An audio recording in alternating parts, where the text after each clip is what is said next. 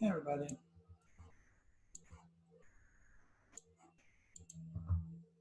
Here's the usual link to the attendance and tutoring. Also, I don't think you guys can hear it, but I apologize for any outside noise. They're doing some, they're clearing some, grading our yard and clearing weeds and stuff.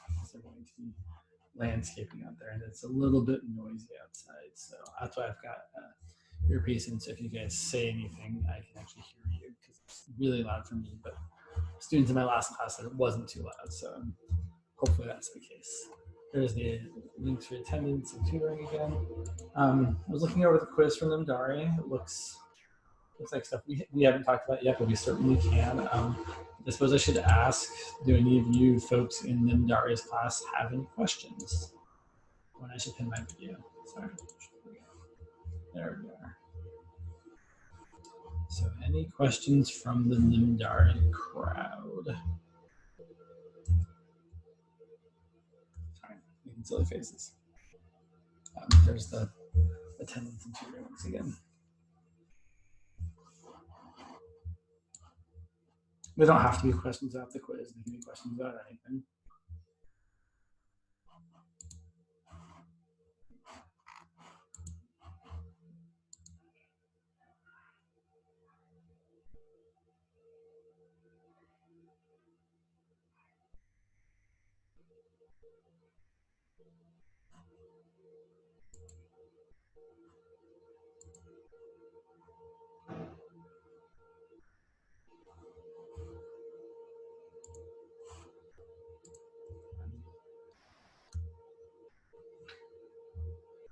Talkative.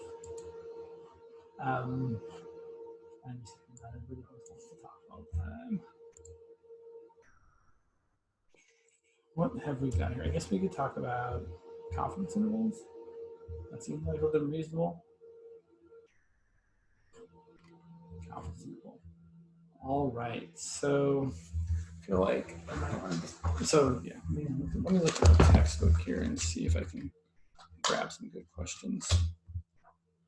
And reading the t-table. Oh, sure. Yeah, let's talk about reading the t-table as well. So let me see if I can see it. Large sample. Yeah, let's see. I'm looking at section 5.3. Let's see if I can find a good one.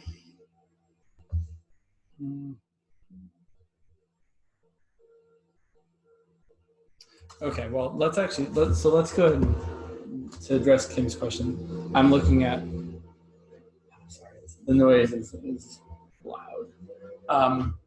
Okay, sounds like it might be stopping. So I'm looking at problem, excellent, they just turned off the thing. I'm gonna put this back down here.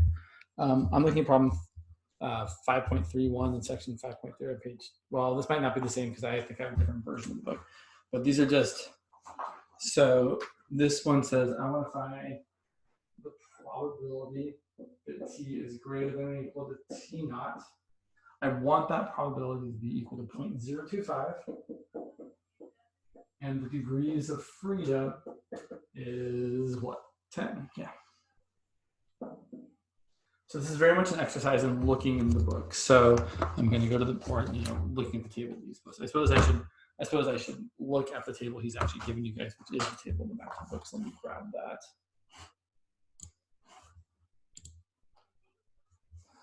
Sorry, one moment.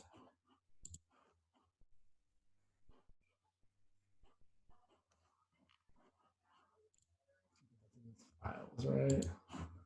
See file.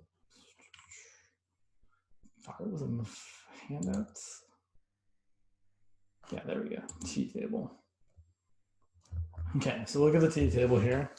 So the T table, unfortunately, I understand why they do it differently, but it does feel like it's a bit different because in the Z table, you're looking up the value on the ends. In fact, let me share my screen.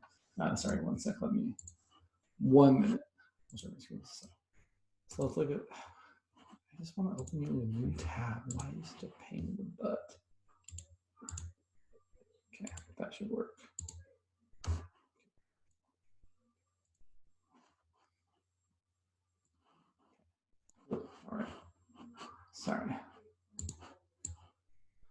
So, let me share my screen here. So if you look here, the difference between the Z table, which is on my left, and the T table here on my right of my screen. So the Z table has the value, right? The Z value on the sides, and then you look in the middle of the table to find how much area is under the curve. And in this particular table, it's the area under the curve to the left of the Z-score down to the middle zero. On the other hand, in this table, it's actually the T value that's in here, right? So this number in here, like 2.131, for example, is like the 2.13 value over here, right? So this, I'm pointing at my screen. I always want to point at my screen like you guys can see what I'm pointing at, right? So these values in here are like these values over here. And these values up here, the T.1, the T.05, the T.025, etc., those little numbers there, those are like the values inside the table here, except they're the area in this purple part instead of the area in this orange part. So these purple areas here would be like these complement areas over here that I'm pointing at right there next to the orange part. Okay, why is there somehow I drew on my screen with my, that's really weird. How the heck did I do that?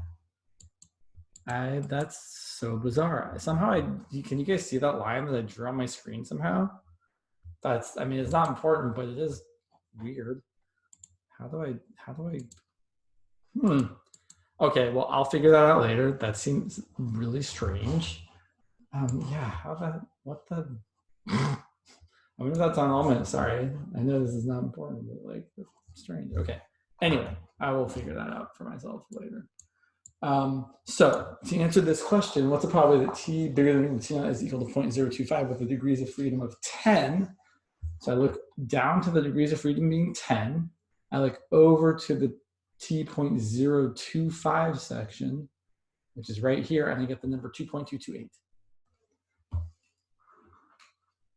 So the T value here would be 2.228. And let's look at the next question here. So what's the probability? So one more, the probability that T is bigger than or equal to T naught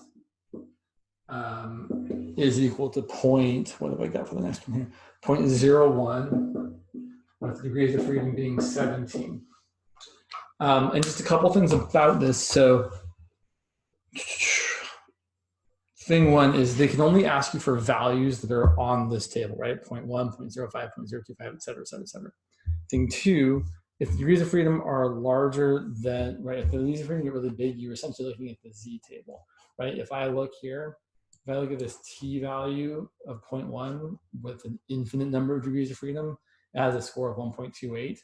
If I look over here at the Z table at that 1.28 score, if I look for 1.28, which is right here, I get 0.3997, which is almost 0.4, which means this orange area would be 0.4, which means this leftover purple area on this table would be 0.1, which is exactly this value.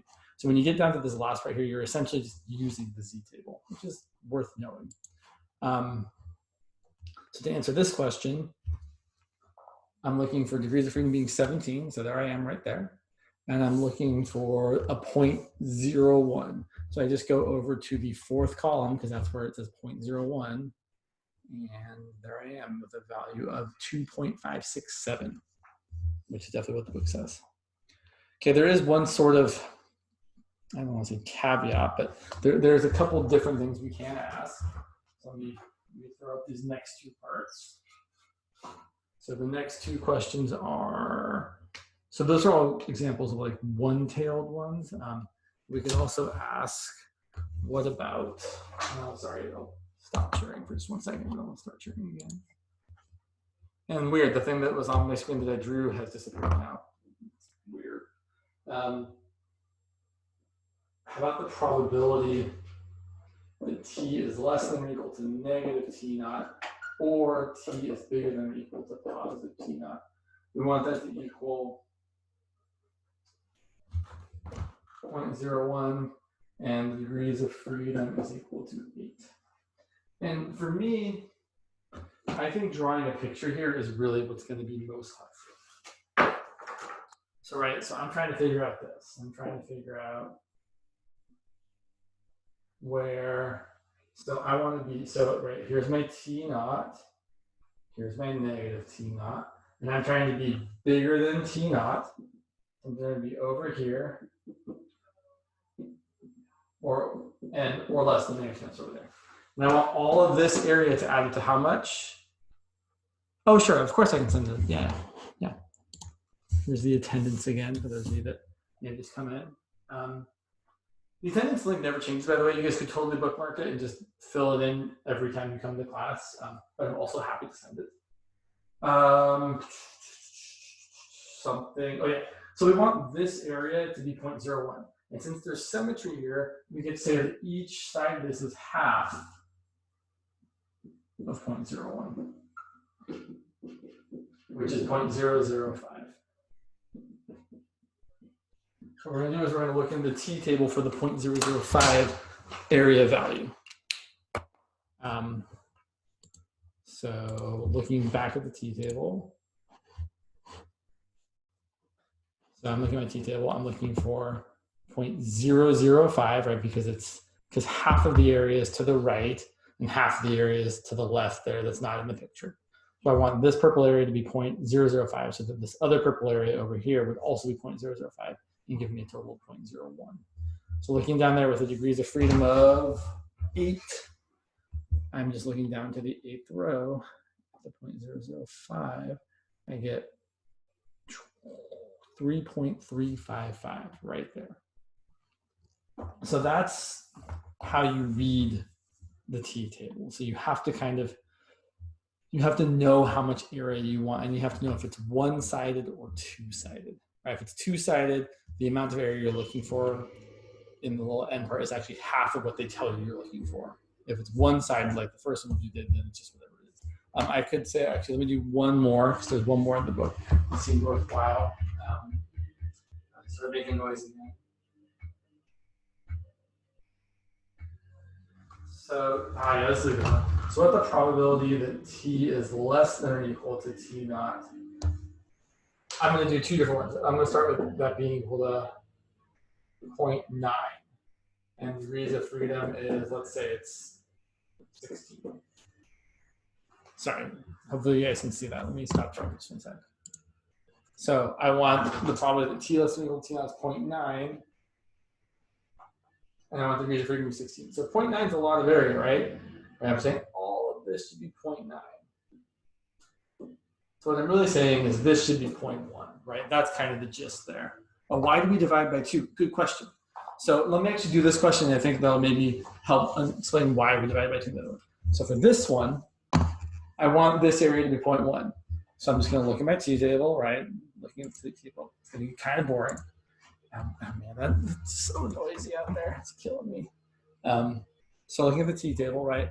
If I want this white area here to be 0.9, then I want this purple area to be 0.1. So degrees of freedom is 16. I'm looking at the 0.1, which is this first column, down to 16. It's 1.337. That would be my T score here. On the other hand, if I was, so back to this problem here, right? If I'm saying, so this one, it really has to do with the phrasing of the question. So here, I didn't say I wanted T to be less than something or T to be bigger than something. I said I wanted, well, actually I did. I said I specifically wanted T to be less than something or T to be bigger than something. So I want to be where T is bigger than T naught or where T is less than negative T naught. And since there's symmetry, I know that this area here should be the same as this area here. Since I want the probability to be 0.01, it means I want these two areas to add up to 0.01. But since they're equal to each other, each of them are half of 0.01. So that's why I'm dividing by 2. So that this area plus this area adds up to the value I'm talking about. So 0.01 divided by 2 plus 0.01 divided by 2 is 0.01. And so then we don't look in the T table for 0.01, we look in the T table for 0.005. Does that clarify your question? Cool. The other one I wanted to look at, which is the same kind of thing as this, but a little bit different, is what if I want the probability that t is less than or equal to t naught to be, I don't know, what number is that? 0.025. Well, here's the thing. If I look back at my, and in fact, here's what I'm trying to say, right? I'm trying to say I want the area, I want it to be like, I want this to be 0.025. So looking at the t table doesn't act, oh, I'm sorry, with some degrees of freedom. Let's say degrees of freedom is still 16. You have to know the degrees of freedom to be able to use the t table. And the degrees of freedom is always going to be n minus 1 if it's not given to you explicitly. I need to share my screen before I go and do that.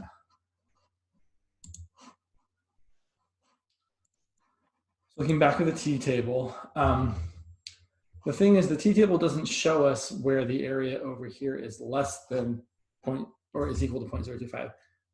But again, using the symmetry of the t table, just like there's symmetry in the z table, we know that if the area in this purple part's 0.025, then the area over here for the corresponding negative t value would also be 0.025.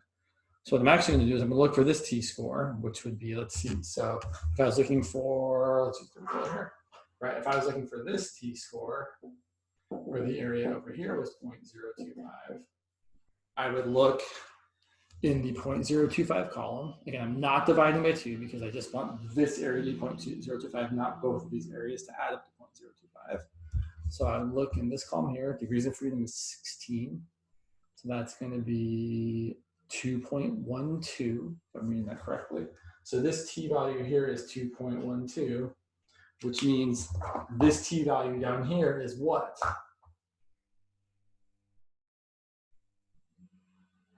And if you guys want to say it.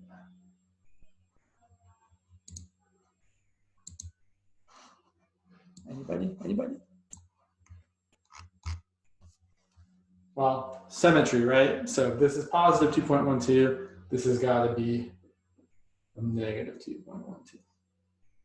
So that's how you would do it if you were doing the area to the left and it was small, instead of the area to the right being small. So I think that's a pretty good little lesson on how to read the t-table. We can certainly come back to it if we need to. Let's see.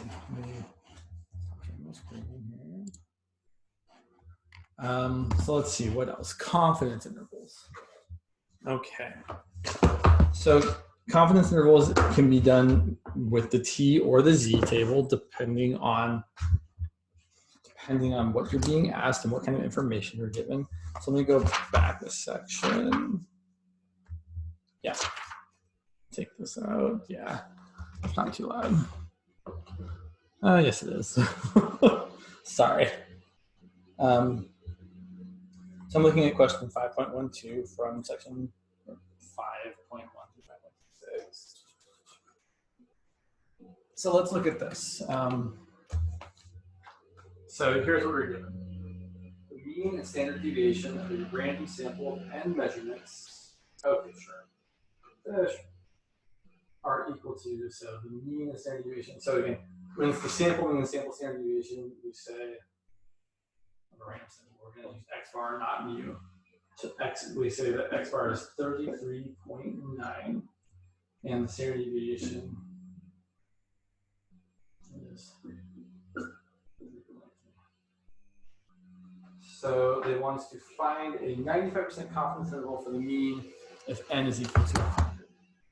So we want to find 95% confidence interval if n is equal to 100 or 400. And then we'll also do the same thing for a 99% confidence interval for the same bug too. Okay, so here's how we do this. So the way you find it, so again, what we're trying to say with this is we're trying to create an interval of values where we are 95% sure that the actual mean for the population would fall in there.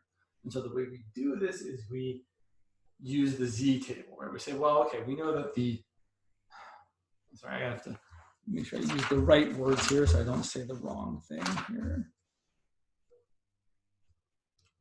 Yeah. Sorry, I just want to make sure I say this exactly right. So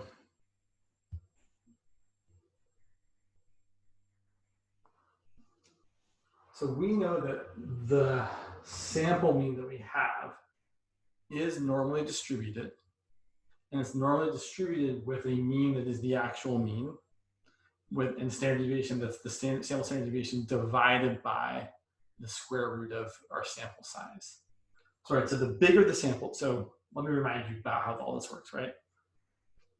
The bigger the sample, the more packed in our sample means are going to be, right? The central limit theorem tells us that, right, if you have some distribution, right, if n is small, you've got kind of this, right, or lesser, but the bigger n becomes, the more your averages end up all being in the middle, right? Because if you take a larger and larger sample, then you're going to, and you take the average of that large sample, you're not going to get stuff that goes way out in the end, because you're taking like a sample size of 100 things.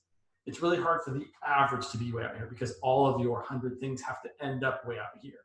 It's much more likely that you're going to be stuck closer to the middle. And if your sample was 400, you'd be even more stuck in the middle because it's even way harder to get 400 things that have an average out here. So that's why the standard deviation of the sample mean isn't just 3.3, it's 3.3 divided by the square root of n, because that number of samples you have being larger makes the variability smaller. So here's what we do. We say our 95% confidence interval, well, it's where we want to get 95% of the data. And remember, we have, right, we have our mean,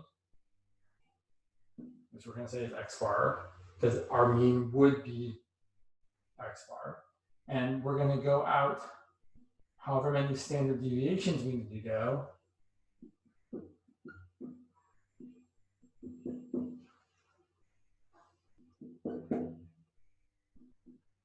So that we end up with 95% of the data.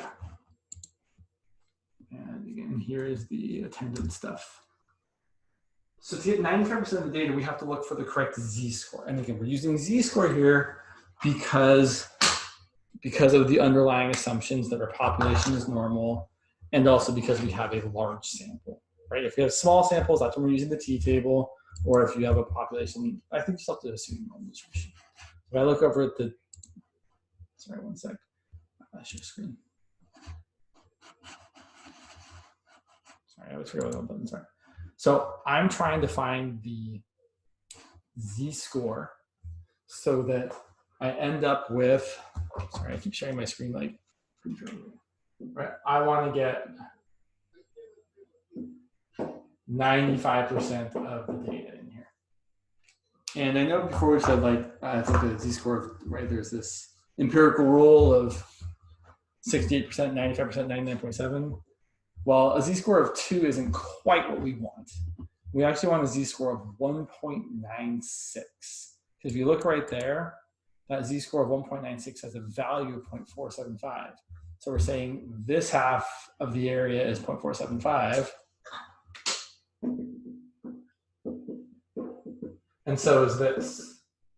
And 0.475 plus 0.475 is exactly 0.95. So the z-score we're actually looking for is 0.95. Sorry, the area we're looking for is 0.95. The z-score we're looking for is the 1.96 z-score. So we're going to do x bar time plus our standard deviation times 1.96 and x bar minus our standard deviation times 1.96. And that's how we're going to get the 95% confidence interval. Let me stop sharing here for a second. Yeah, stop sharing right there. Okay. So in this first example, so for n equal to 100,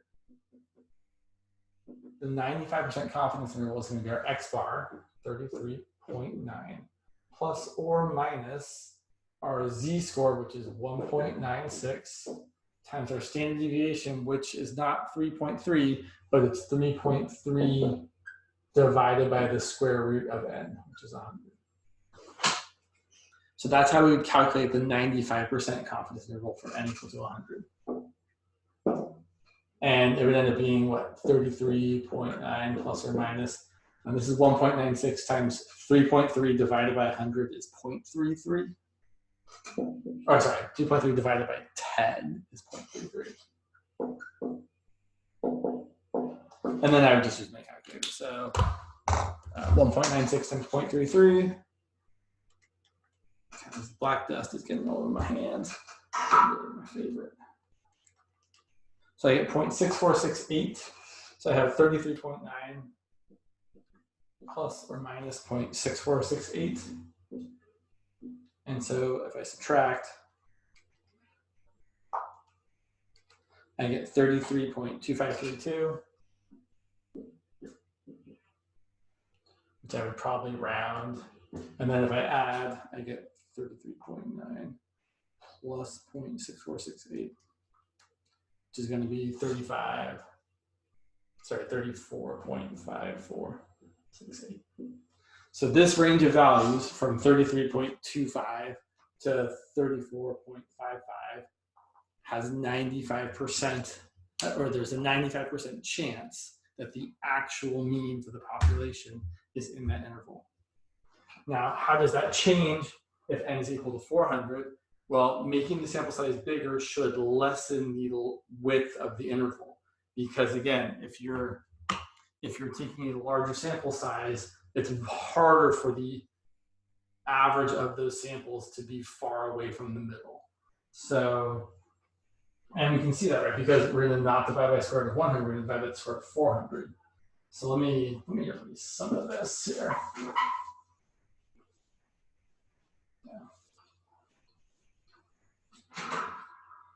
So the 95% confidence interval for n equal to 400 is going to be the same calculation as this, except it's going to be 33.9 plus or minus 1.96. That's our z-score for a 95% confidence interval, times 3.3 divided by the square root of not 100, but 400.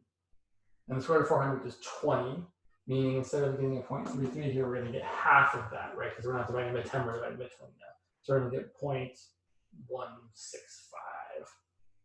So we get 33.9 plus or minus 1.96 times 0.165. And then it's just the same math, right? We're going to do 33.9 minus that. So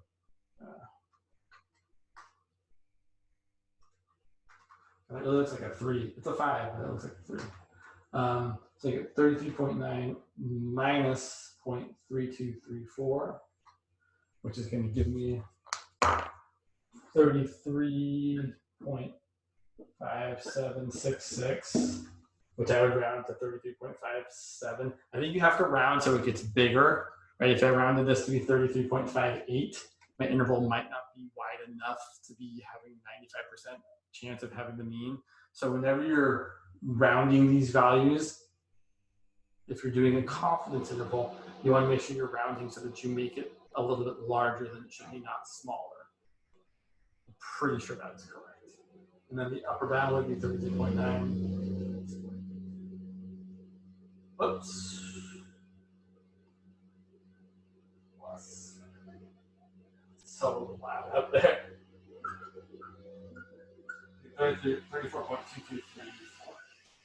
If I was rounding to the second decimal place, I would write this as 33.57 to 33.23, which I know feels wrong because you're rounding kind of the wrong way, right? Like normally you would round this up to 33.58 and you would round this down to 34.22, but you can't make your interval smaller, right? Because maybe, right, you're losing that like small percentage on either end, and so it's not quite a 95% confidence interval. If you round it in, you have to round it so it's out. Okay, so then let me ask, so first of all, I'd like to point out that this interval definitely is a smaller interval than this interval, right? We have a tighter interval where, right, both of these, oh, sorry, I wrote the wrong number here. That's a 34, not a 30.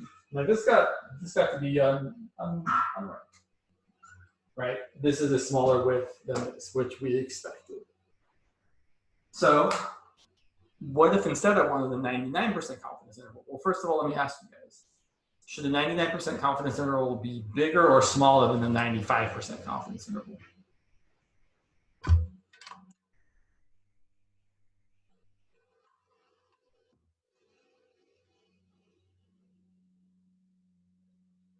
Anybody? Anybody? Can you guys hear me?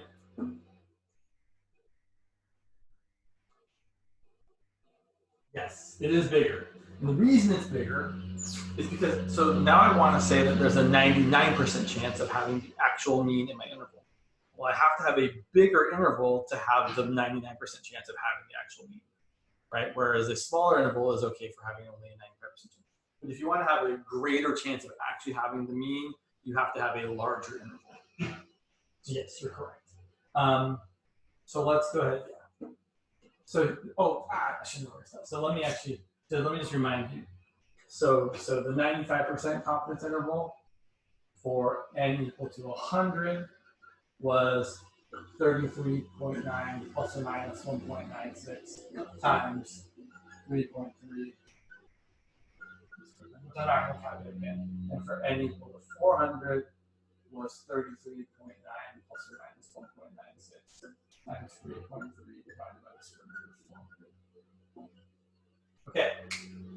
And remember, the way we found, so the way they often kind of write this z-score here is this is like, oh, there's ways of writing it. How do they like to write it in the book? I want to say it's z alpha over 2.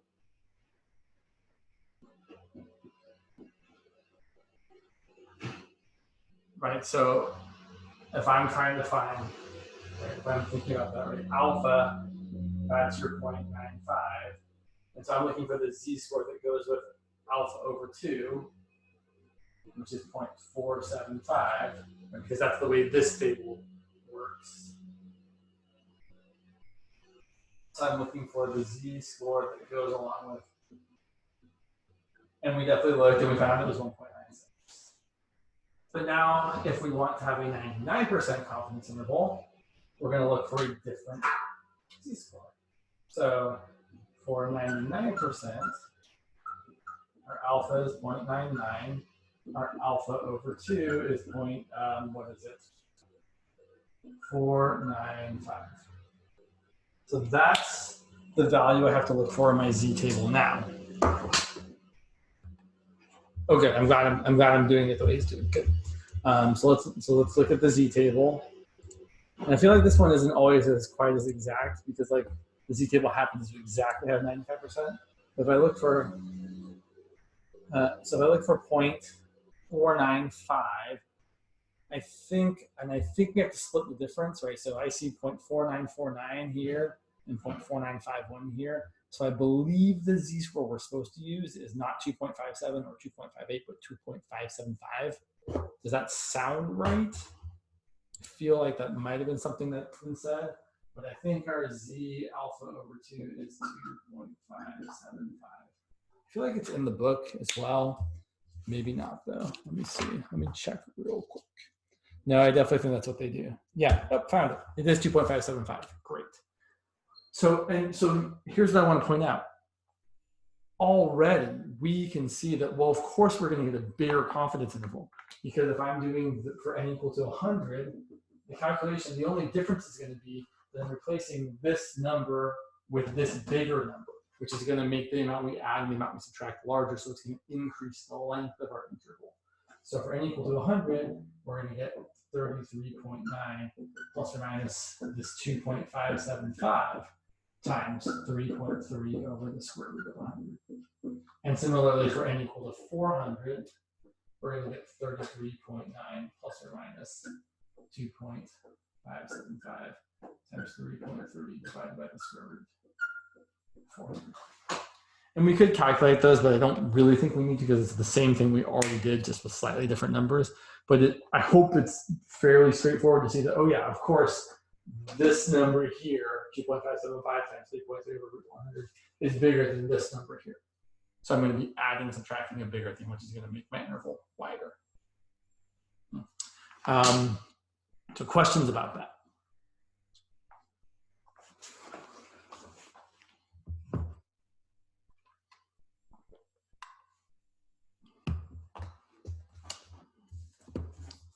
see. Okay, so let me, I've got one other.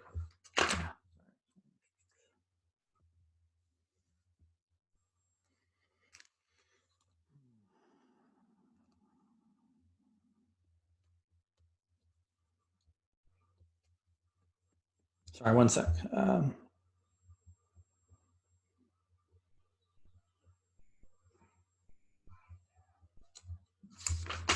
not what I want.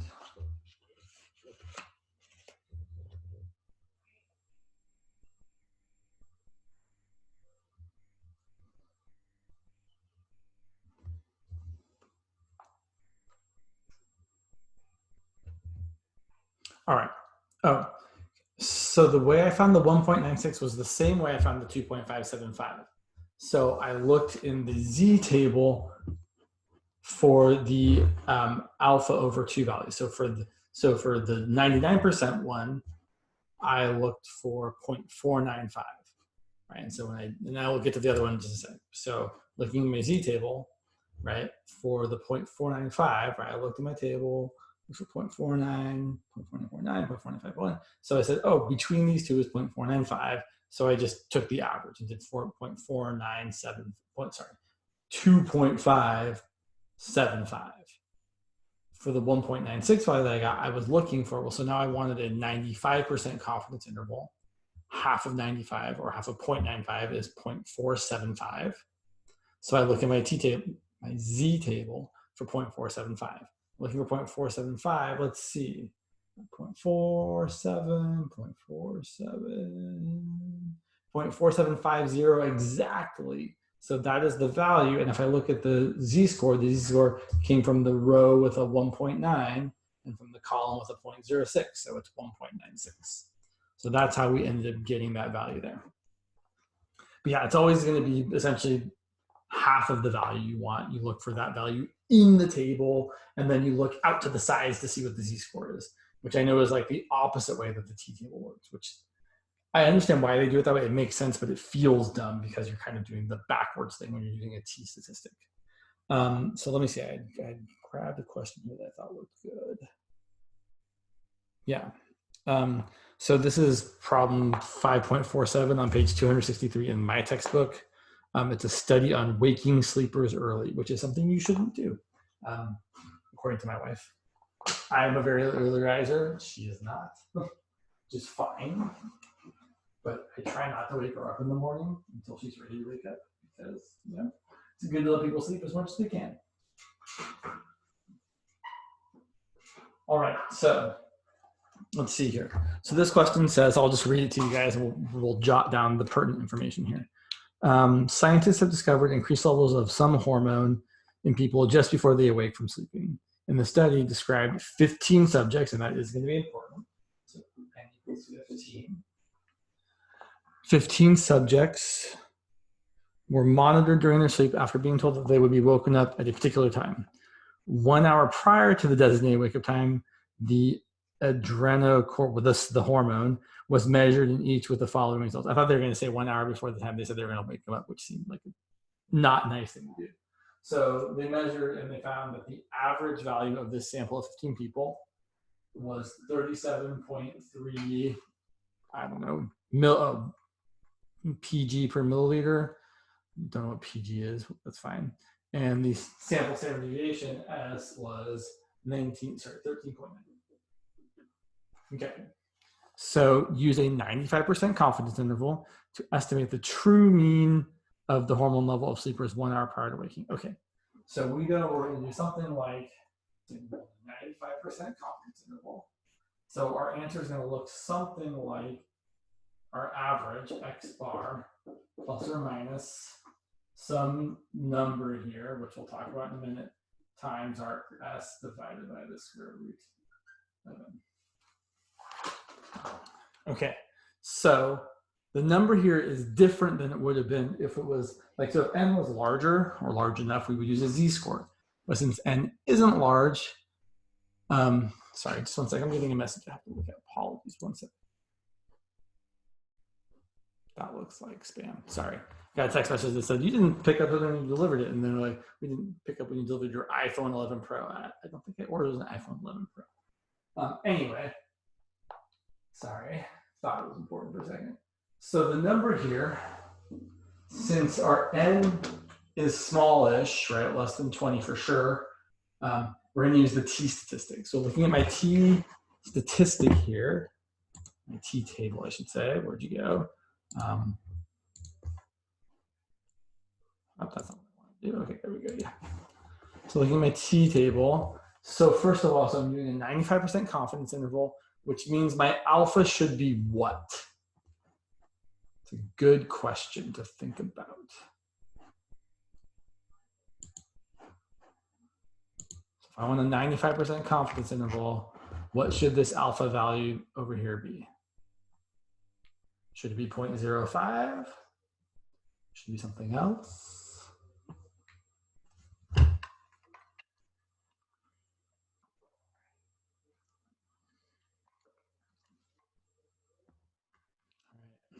Roll.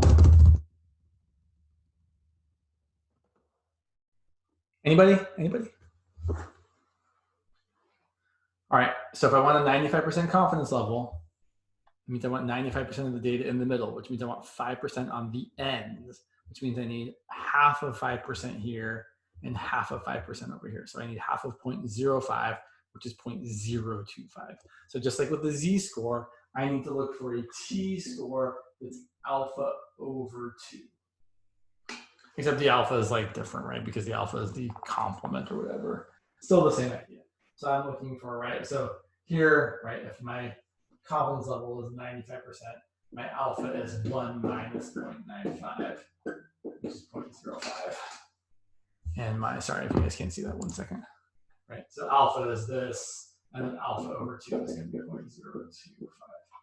So my t-score for alpha over 2, I looked back at my t-table.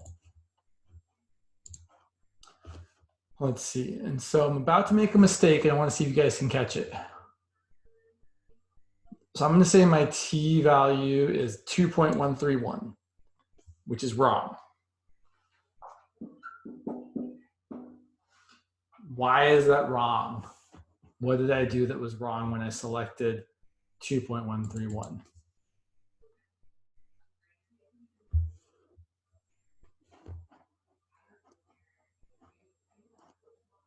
Anybody?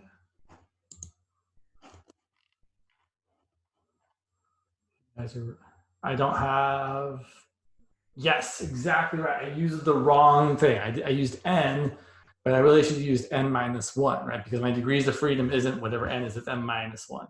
So I should have actually been in the row 14 and gotten 2.145. Which honestly probably wouldn't have made a huge difference, but it is an important difference. So then to calculate this, we're going to do our average, which was 37.3, plus or minus our t-score, 2.145, times our standard deviation, or sample standard deviation, which is 13.9, over the square root of 15. And when we calculate that, let me just double check that it's the same. Let me make sure I didn't make some dumb mistake. So that's going to be, let's see, 13.9 divided by the square root of 15 times 2.145 is 7.70. So yeah, which is exactly what it says. So we're getting 37.3 plus or minus 7.70. And you probably actually should write it out. So 37.3 minus 7.7 is 29.6 to 37.3 plus 7.7 should be 45.0. And so that would be the interval where we are 95% confident that the actual amount of hormone in the body 1 hour before waking is between those two values. So the actual average, we're 95% sure is between those two values. Yeah. So that's how you do a question like that. And then we could also, right, we could change it up and say, what if I wanted a Let me look at the table before I say something dumb. What if I wanted a, sorry. So this would be a dumb, sure, fine. So this is not dumb. What if instead I wanted a 98% confidence interval? So it would still be 37.3 plus or minus some t-score times 13.9 over square root of 15. But looking at the t-table, what t-score, so first of all, I'm still in row 14. Sorry, I should be sharing my screen. 1 second. Right, I'm in row 14 because that's the correct degrees of freedom. So looking at row 14 here, which column do I want? If I want a 98% confidence interval. Well, I feel like this one in some ways makes it kind of more obvious because none of those values would correspond to, I mean, we wouldn't be able to make the kind of mistake I'm trying to make you make, right? There's no 0.02. I need a 0.01 because I need the amount to be half of the leftover. Right? My alpha is 1 minus 0.98, which is 0.02, and then half of 0.02 is 0.01. So I have to look over here at the third column and get the value of 2.624. And again, this makes sense because we see that for a larger confidence value, we're getting a bigger confidence interval because this number here is larger than that number there.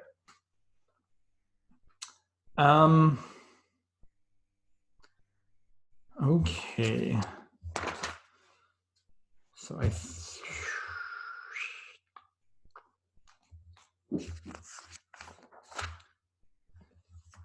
think that's, I mean, we have a couple minutes left, but I don't think it's really enough time to start a new problem. So do you guys have any last minute questions you would like to pose?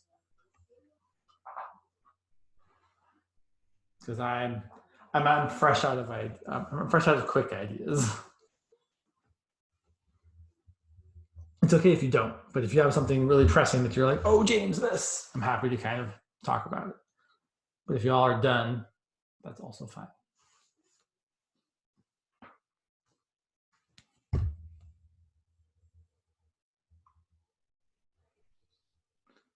When I was younger, I spent lots of time practicing how to raise my eyebrows one at a time. It's weird though, because when I try and raise them right now, my screen isn't mirrored, so I'm raising my right eyebrow and I'm expecting the other one to go up on the screen, so it's like, it's messing with my mind. That said, yeah, exactly. I think I've run out of things to say about statistics, but I did a lot of this when I was a kid. I was like, practicing just one and then the other. I think it paid off. It was worthwhile to be able to raise one eyebrow. I think I'm out of statistics. Oh, you use the same alpha value for 0.98. So the alpha value I used there was, so I did this. I said, so I've got 0.98. So alpha is 1 minus 0.98, which is 0.02. And then alpha over 2 is 0.02 divided by 2, which is 0.01. So that's how I decided to use the third column because the alpha over 2 was 0.01. Does that clarify things, Simona? Cool. All right. I think we are done for today since I started getting a little goofy. I have office hours this afternoon at from 1:30 to 2:30. You all are welcome to come. If you have other questions about the quiz that he posted, I'm certainly happy to address them. And if there's any of you who are in Whitener's class, I haven't taken her quiz yet, but I'm going to take her quiz. And if you have questions about that, you're also welcome to ask, and I will try to answer in a not giving you the answer sort of way, but in a here's something similar sort of way. So feel free to ask questions, either discussion on Canvas, you can shoot me an email, or you can come to office hours. All right, I'll talk to you guys later. Take care. Good.